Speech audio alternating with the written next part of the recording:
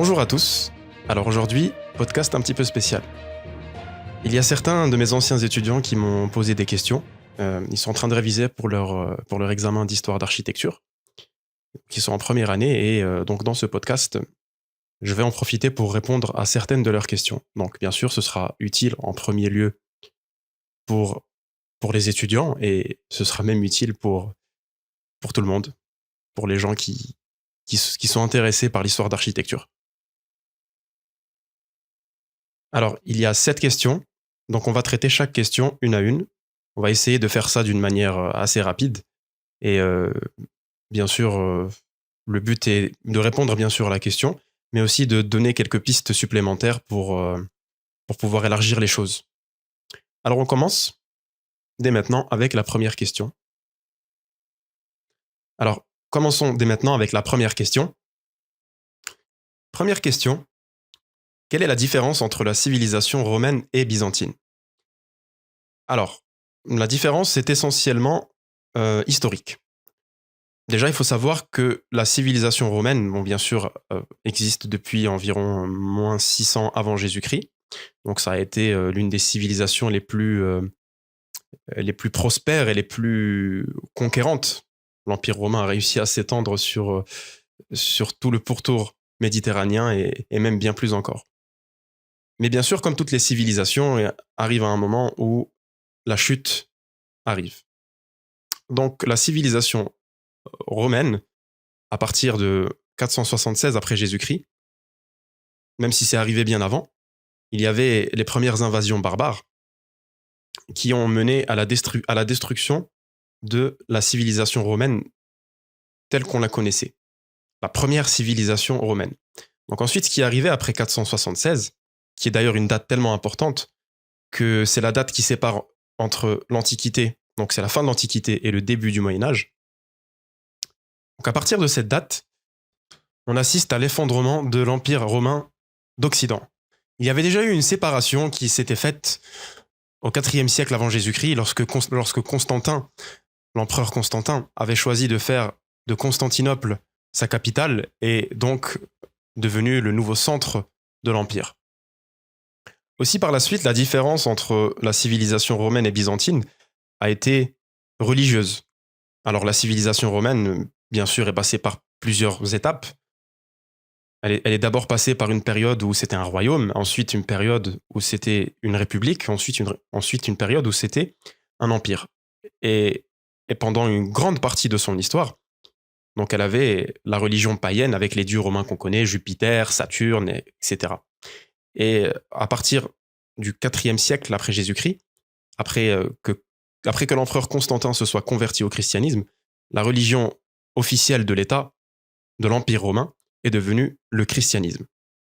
Et après la scission de l'Empire romain, il y a eu toujours, bien sûr, le christianisme qui a été conservé, mais il y a eu à un moment donné ce qu'on appelle un schisme, donc c'est-à-dire qu'il y a eu une séparation religieuse.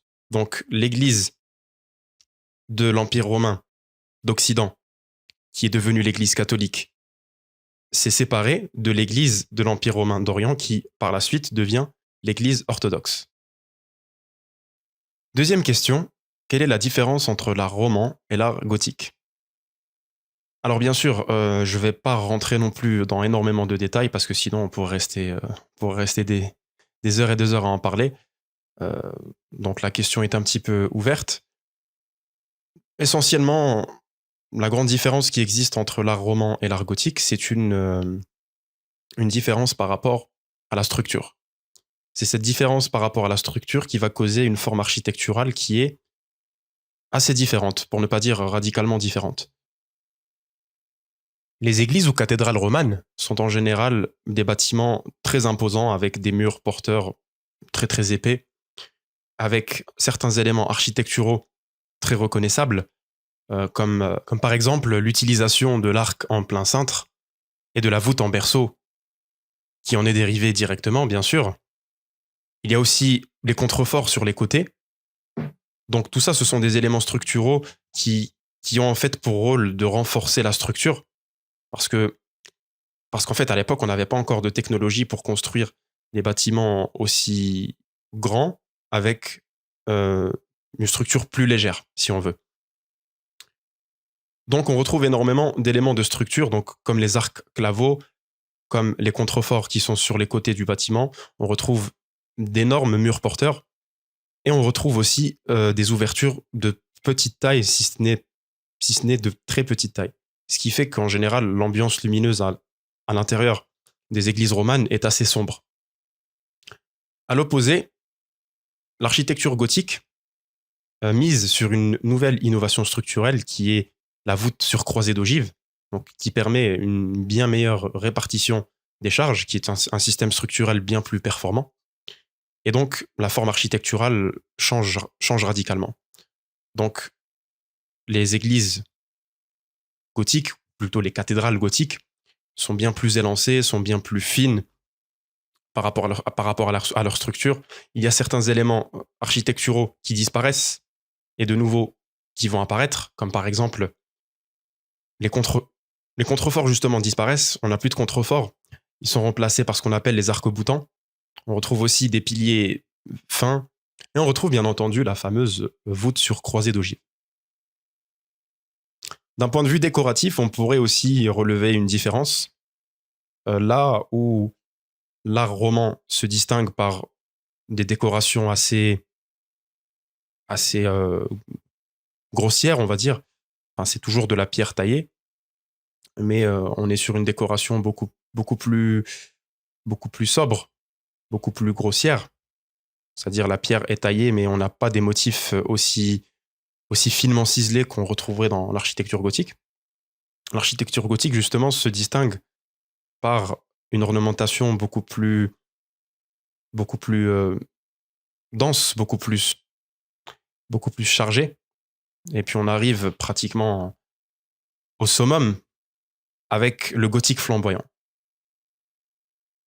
Aussi, grâce à l'innovation structurelle dans l'architecture gothique, eh bien, on a des surfaces vitrées énormément plus grandes, beaucoup plus imposantes, ce qui fait que l'intérieur des églises gothiques est bien plus éclairé et bien plus lumineux.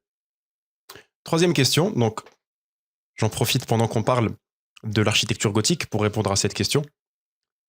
Alors la question est, quels sont les avantages du système structurel des églises gothiques? Alors les églises gothiques, enfin on ne dit pas église gothique, on dit plus cathédrale gothique. Église, c'est un monument religieux chrétien d'une taille un petit peu plus modeste. Quand on dit cathédrale, ce sont en général les plus grandes églises. Mais bon, bref, c'est pas la question. Quels sont les avantages du système structurel apporté par l'architecture gothique? Donc, comme je l'avais dit précédemment, c'est essentiellement une innovation technique qui va permettre de passer de l'architecture romane, qui est une architecture très, très massive, très imposante, à l'architecture gothique, qui devient une architecture fine, élancée, et qui est soutenue juste par sa propre ossature. Cette innovation, elle est structurelle, et c'est la voûte sur croisée d'ogive. Alors, quand on dit croisée d'ogive, on fait référence à une forme d'arc. Donc, il y a plusieurs formes d'arc. Il y a l'arc en plein cintre, par exemple, qui est juste un demi-cercle. Il y a l'arc, ce qu'on appelle aussi l'arc brisé. Donc, l'arc brisé, comme son nom l'indique, il ne va pas se terminer d'une manière parfaitement circulaire. Il ne correspond pas à une forme parfaitement circulaire, mais au contraire, contient une brisure dans son axe de symétrie. C'est-à-dire que pour dessiner un arc brisé, il va nous falloir deux centres différents. Et en fait, c'est cette brisure qui va venir tout changer. En fait, lorsque cette brisure est introduite dans l'arc brisé ou arc en ogive, cela permet un bien meilleur contrôle de la répartition des charges qui vont s'exercer sur le bâtiment. Une structure est soumise à deux types de charges. Une charge d'un côté qui est verticale, donc qui est absorbée par les éléments de structure verticaux, comme les poteaux, et d'un autre côté, des charges latérales ou des charges horizontales, comme par exemple le vent, mais aussi le propre poids du bâtiment. Donc il y a des charges, bien sûr, qui sont verticales, qui vont suivre la gravité, mais il y a aussi des charges horizontales. Et le problème, en fait, c'est avec ces charges horizontales. Et pour pouvoir contrer ces charges horizontales, en fait, dans un arc, il y a des forces de poussée, et ces forces de poussée donc, se répartissent tout au long de l'arc, et ces forces de poussée peuvent être distinguées suivant deux directions, deux axes, donc l'axe horizontal et l'axe vertical. L'axe vertical, les charges verticales ne posent pas tellement de problèmes parce qu'ils sont très bien absorbés par les éléments de structure verticaux. Ce qui pose des problèmes, ce sont les charges horizontales. Donc, pour contrer les charges horizontales, ce qu'on faisait dans l'architecture romane, par exemple, c'est qu'on mettait en place des contreforts qui venaient en quelque sorte conforter les côtés du bâtiment pour venir reprendre les énormes charges horizontales. L'innovation qui est apportée par l'architecture gothique, c'est justement que ces charges horizontales arrivent à être bien mieux maîtrisées et se retrouvent environ tous localisés à un endroit précis. Cet endroit précis, en fait, c'est la jonction qui se fait donc entre l'arc et les éléments de structure verticaux, les poteaux ou piliers. Et en fait, tout ce qu'on a à faire, c'est de venir reprendre les charges uniquement à cet endroit-là. D'où le fait qu'on retrouve des éléments de structure comme les arcs-boutants dans l'architecture gothique. Donc les arcs-boutants, en fait, ce qu'ils viennent faire, c'est qu'ils viennent se placer exactement à la jonction entre arc et donc entre arc et support vertical, et ils vont venir reprendre les charges uniquement à cet endroit-là. Cette seule innovation permet de s'affranchir donc des murs porteurs, permet de s'affranchir des contreforts de taille gigantesque et d'affiner la structure. Donc voilà, donc si on devait résumer la structure dans l'architecture gothique, de quoi elle est composée? Donc elle est composée de piliers assez fins quand je dis assez fins, c'est pour la taille de la structure. Hein. Elle est composée ensuite donc de voûtes sur croisées d'ogives, donc des arcs en ogive qui viennent se croiser et qui constituent la structure du bâtiment, sur laquelle bien sûr on va venir empiler des planchers ou n'importe quel autre type de remplissage, et d'arcs-boutants qui vont venir reprendre les charges horizontales à l'endroit de la jonction entre voûtes sur croisées d'ogives et éléments de support verticaux. Voilà. Ensuite, comparaison entre les procédés de construction entre l'architecture grecque, romaine et byzantine. Alors encore une fois, une question très très large, donc je vais essayer de donner des pistes de réponse. Alors l'architecture grecque, bon, si on prend l'architecture grecque, alors bien sûr, il y a beaucoup de types de construction. Hein. Enfin, il y a d'un côté l'architecture domestique, il y a aussi l'architecture palatiale peut-être, ce qu'on pourrait appeler l'architecture palatiale, et il y a aussi l'architecture religieuse. Alors en termes d'architecture religieuse, je pense que c'est assez évident pour tout le monde. Donc les procédés de construction de l'architecture religieuse des temples grecs, donc c'est en général le principe de un élément de support horizon vertical qui vient supporter un élément horizontal. Donc c'est comme ça que tous les temples grecs sont construits. Donc en général, ce sont des colonnes de marbre sur lesquelles on vient superposer des travées. Enfin, plus des poutres. On pourrait plus appeler ça des poutres. Dans le jargon architectural, on pourrait appeler ça l'architrave, bien que l'architrave désigne uniquement la partie de l'entablement. Donc c'est uniquement la partie qui est à l'extérieur du temple. Mais si on rentre à l'intérieur, donc bien sûr, il y a un système de poutres qui vient croiser les poteaux.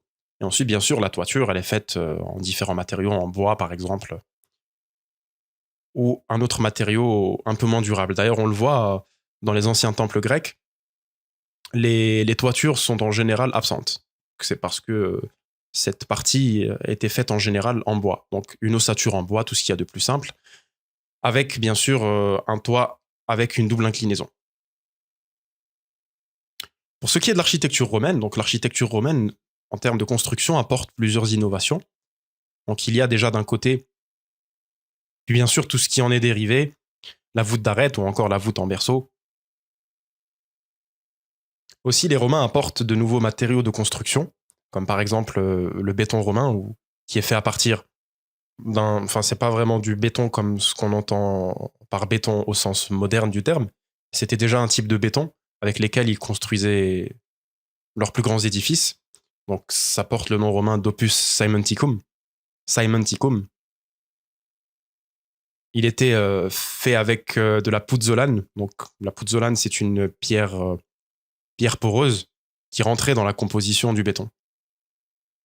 D'ailleurs, l'un des bâtiments les plus emblématiques de la civilisation romaine, qui est le Panthéon, a été justement rendu possible, une telle structure a été rendue possible grâce au béton romain. D'ailleurs, c'est encore de nos jours la coupole en béton non armé la plus grande du monde.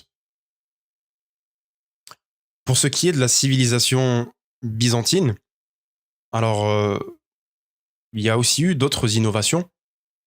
La plus grande innovation que je vois comme ça à première vue, c'est les coupoles sur pendentifs. Alors il faut savoir que la coupole du Panthéon n'est pas une coupole, est une coupole tout simplement avec un mur qui est construit par-dessous. L'innovation avec les Byzantins, lorsqu'ils ont construit Hagia Sophia, Sainte-Sophie, la cathédrale Sainte-Sophie, bien c'est qu'ils ont érigé cette coupole sur pendentif. Donc un pendentif, qu'est-ce que c'est? En gros, c'est un triangle convexe qui va venir faire la liaison, la transition entre le plan carré qui est formé par les 4 supports verticaux et le plan circulaire de la coupole donc. Et l'exploit technique, c'est d'avoir réussi à faire tenir une telle coupole, parce que c'est quand même une coupole qui est extrêmement imposante. Je me souviens plus exactement, mais on est à 56 mètres de haut pour 31 mètres de diamètre. Et c'est cette innovation, donc ce qu'on appelle les pendentifs, donc qui sont des triangles concaves, pas convexes. Je vous ai dit convexe tout à l'heure, c'est plus concave. Donc c'est cette innovation en fait qui permet à une coupole d'une telle taille d'être stable et de tenir. Donc en fait, c'est cette transition qui est permise par les pendentifs qui permet de reprendre au mieux les forces et le poids de la coupole pour les transmettre au sol. 5e question, quelles sont les différentes fonctions des thermes romains? Alors les thermes romains, donc, qui sont les bains publics romains, avaient essentiellement 2 fonctions. Donc la première fonction, c'était bien sûr une fonction sanitaire, c'était celle d'aller se nettoyer, celle de faire sa toilette. Les Romains étaient une civilisation qui accordait une grande importance à être bien propre sur soi, à sentir bon. D'ailleurs, en général, on retrouve les Grecs qui se laissent les cheveux pousser, qui ont de la barbe, alors que les Romains ont toujours une coupe presque militaire. Quand on voit Jules César ou encore Marc Aurèle ou d'autres empereurs, on remarque toujours qu'ils ont une coupe qui est assez ressemblante à ce qu'on retrouve de nos jours chez l'homme moderne et qui sont toujours rasés de très près. Donc on voit que les Romains accordaient une réelle importance à leur hygiène et à leur propreté. Puis bien sûr, comme ce n'était pas possible d'avoir des bains privés à domicile, c'est pas comme aujourd'hui, maintenant chacun a sa salle de bain, bien à l'époque il fallait centraliser tout ça, donc sous forme d'un bâtiment, d'un équipement public qu'on appelait les thermes. Mais au-delà de cette fonction d'hygiène et de propreté, il y avait aussi la fonction de rencontre. Les Romains allaient aux thermes comme on irait dans un café aujourd'hui.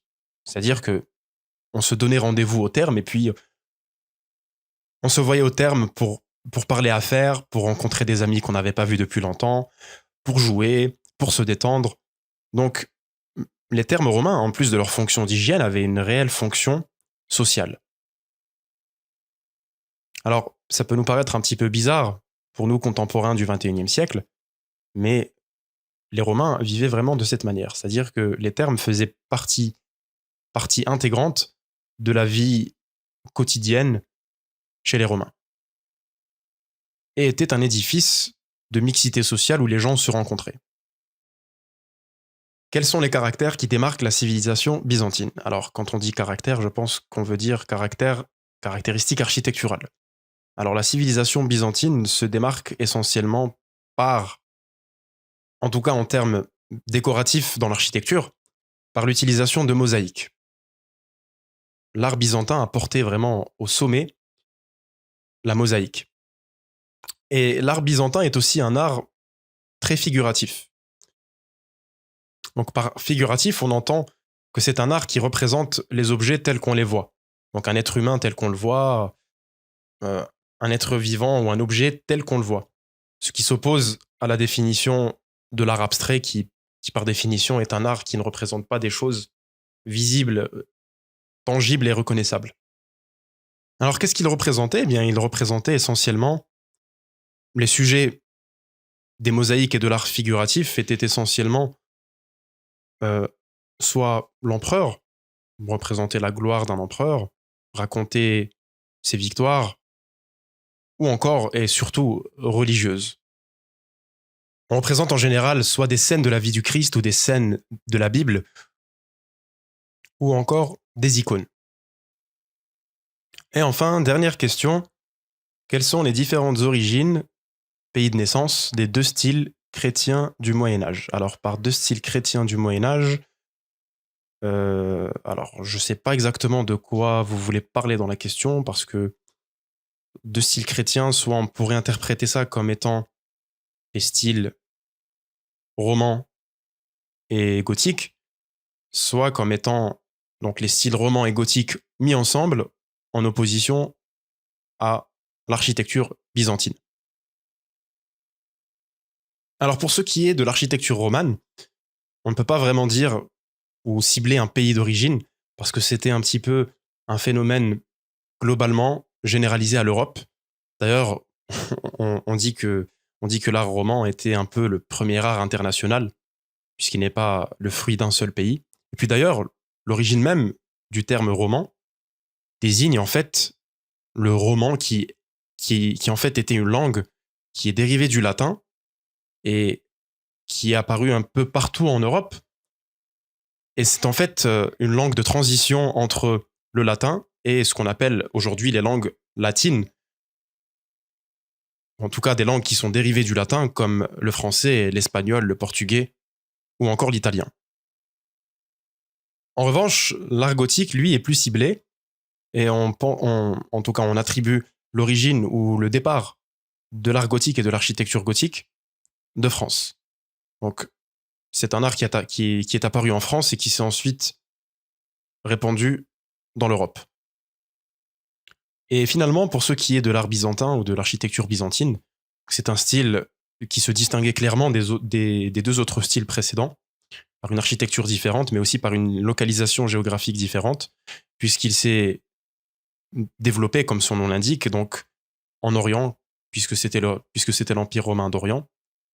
Donc bien qu'ayant eu, bien sûr, des influences de l'architecture romaine traditionnelle au sens occidental du terme, c'est un art ou une architecture qui s'est développée plus dans l'est de l'Europe et bien sûr en Asie mineure, autour de la ville capitale de Constantinople.